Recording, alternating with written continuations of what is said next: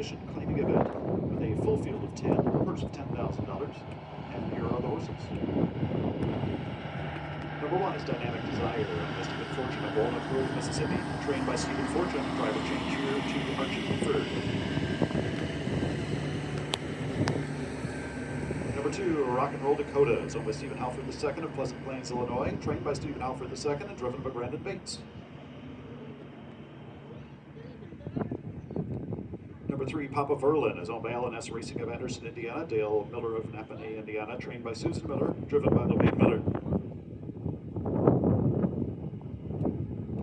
Number 4, Luminous, owned by Gregory Tucker of Washington, New Jersey, is trained by Robert Laffoon and driven by Jeremy Indoff.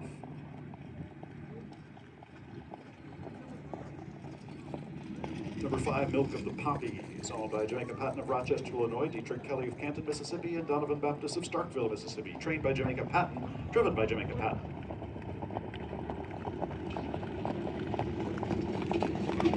Number 6 is Naughty Nelly, owned by Donald Offenberg of Highland, Wisconsin, trained by David Ginter, driven by Tyler Sheehan.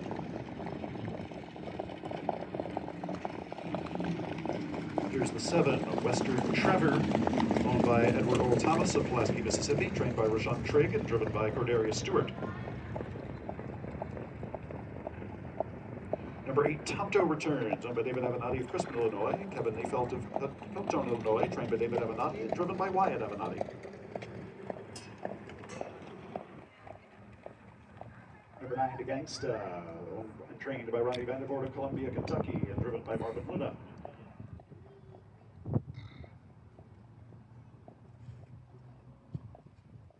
And completing the field is number 10, Call Me Justice, owned by Hollis Kendrick of Terry, Mississippi, trained by John Hughes and driven by Jeremy Bobbitt. Those are the 10 pacers for race number 7. Win, Play, Show, Exacta, Trifecta, 10-cent superfecta wagering on the 7th race. Horses are on their way to the starting gate. Wide open betting board here. Very slight favorite, the 9 to Gangsta, 3-1. The 3 Papa Verlin, also a 3-1 shot. Well, I went with the 4 horse Illuminous here and Jeremy Indoff. I like the move from the Naumers of 1 at the Meadows into the condition claim. There's a huge difference between a Naumers of 1 and a condition claimer Naumers of 1. It's just a big drop in class. Illuminous could have been racing against what are potentially 6 horses over at the Meadows. We don't really know the quality of that competition, but I do like the fact that he made a first over move last time, got tired, but the fact that he was even willing to take some air there shows to me that he wasn't uncompetitive against those horses, and I do think this is a drop in class. So I like Illuminous quite a bit here at 5-1. I like Rock and Roll Dakota. It's an interesting long shot as well at 9-1. This is another horse who was not racing in condition claimers. He was racing in these Trackmaster races in Hawthorne. Probably not the strongest races in the world either, but I still think they're probably a little bit better than these limited winner horses. He was racing against horses there who could have had a limited number of victories. His qualifier, however, at Oak Grove, not very impressive, but if he works out a nice trip, could get a piece of this. I use the 8 Tonto Returns as a long shot from the outside, a very big long shot, because the 8 post in the 10 horse field is pretty much a disaster, but he was 4-5 last time against a decent field at Hoosier, went down to defeat but didn't race badly. And the Gangster I'm going to use for 4th, the second tier won't hurt this one. Some good efforts last year, and the real question is, has he come back as a stronger 4-year-old than he was last year? If so, he could be very, very tough in here. So I'm going to go 4, 2, 8, 9. Back over to Ray. Your number is certainly looking more appealing than mine, Pete, just looking at the odds. 3-2 on my top pick, the 3 Papa Verlin, but now he's flashed up to 5-2, so maybe a sign of good things to come. It really is ultimately tough trying to figure out how these races unfold. You have the 2 trailers, you have horses stacking up around the far turn going to the quarter, and it really becomes a scurry for positioning.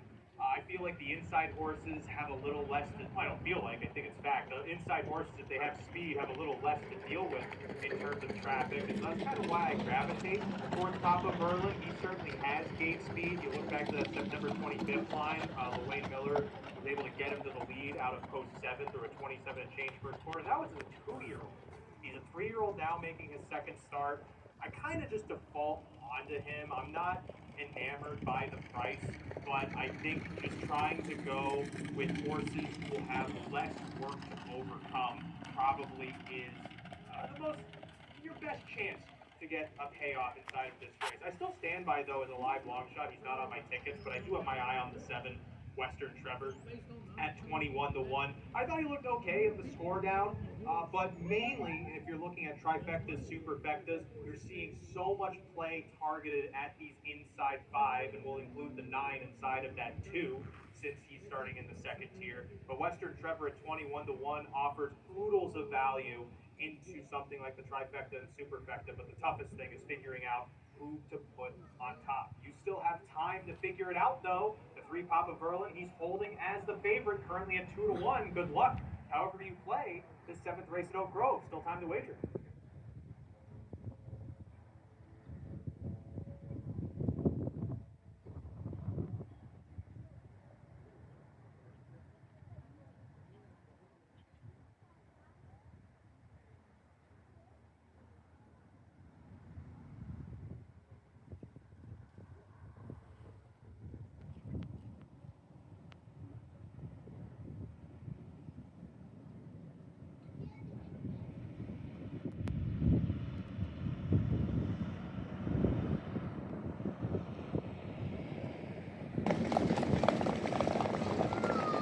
And Pacers for this afternoon's 7th race are in behind the starting gate, and the gate is rolling.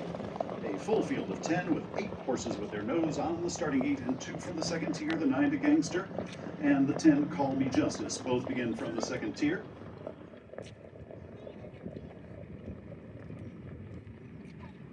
As the field follows the Kentuckiana Farm starting gate. And the 7th race field is in motion.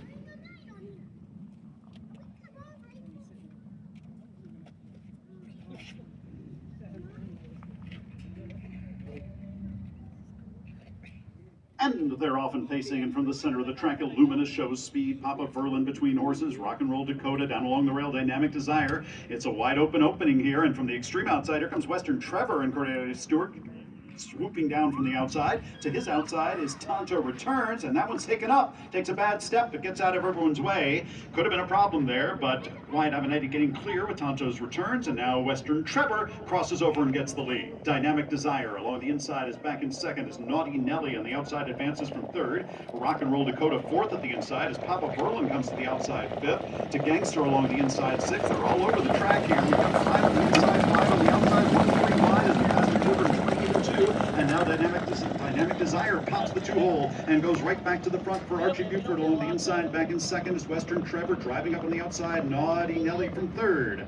Down along the inside, Rock and Roll Dakota. Bates has a handful with that one. On the outside, Papa Verlin moving second over from fourth. At the inside, to Gangsta is fifth. Will need racing room. Outside, Milk of the Poppy racing in the 7th spot. Call Me Justice is 8th, followed by Illuminous and Tonto Returns. Up the backstretch off of 58 2/2. Dynamic Desire clear a length and a half, but here comes Papa Verlin for Wayne Miller 3 wide, charging up into second and moving towards the leader, and right on that one's back. Here comes Milk of the Poppy, and now circling 3 wide, Naughty Nelly. Plenty of action continues into the far turn. It's Dynamic Desire by a neck. Papa Verlin the outside. Here's Milk of the Poppy circling 3 wide for Jamaica Patton. 3/4 127-2, and now off stride goes Milk of the Poppy. As they continue around the turn, Dynamic Desire digging in on the outside. 4 to 5 favorite Papa Verlin still hasn't gotten by him yet. At the inside, Western Trevor looks for room in third. On the outside, Rock and Roll Dakota. Mid-stretch, Dynamic Desire is still there. Down the center of the track, Papa Verlin. Between horses, Western Trevor. Dynamic Desire needs the line. Dynamic Desire holding on to win it. Western Trevor was second.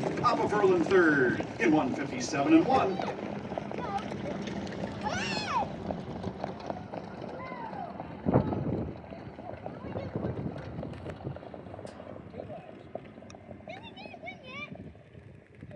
Sometimes it's as simple as just push forward and keep on fighting. That's exactly what Dynamic Desire did from the pylon post in rain to Archie Buford. Left nothing up to chance while everyone else had to deal with the first turn scuffle caused by having those 2 trailers. Dynamic Desire, the clearest path forward, just kept clinching to the lead and had to face off late with Western Trevor to hold the victory in that 157-1 mile off at 7-1, withstanding that late charge from the 34-1 shot, who we thought could be live inside of the exotics, just given his score down. And interestingly enough, being one of the few horses covered inside of the pick 5, he had to settle for second here. Papa Verlin at 4 to 5, real full drive there from Lawayne Miller. Wide, and it seemed like Papa Merlin had made his hand. Basic hit, did not get it.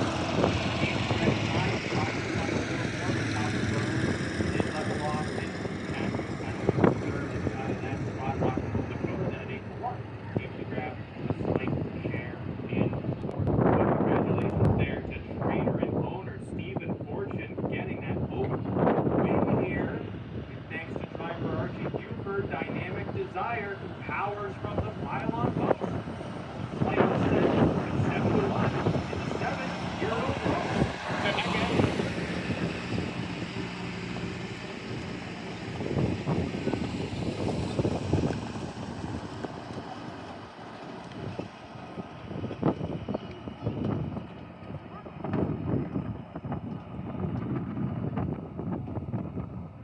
Archie Buford pops the pocket coming past the stands, gets the tactical advantage on his foes, and holds on for the victory. Number 1, Dynamic Desire, 4-year-old round gelding by Real Desire out of Annie's May, and this is his first win of 2025. He was 5 for 14 last year as a 3-year-old.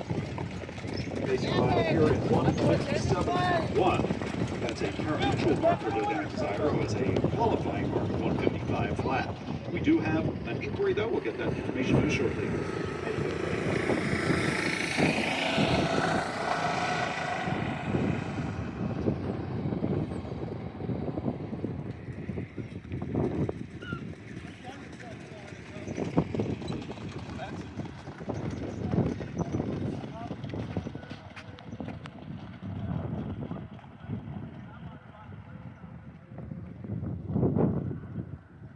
The inquiry sign is up. Judges looking at number 7, Western Trevor, for possible interference at the first quarter. Number 7, Western Trevor, being looked at by the judges to see if there was any interference near the first quarter. Please hold on to all tickets. 1732 unofficial, with the inquiry against the unofficial second place finisher, number 7, Western Trevor.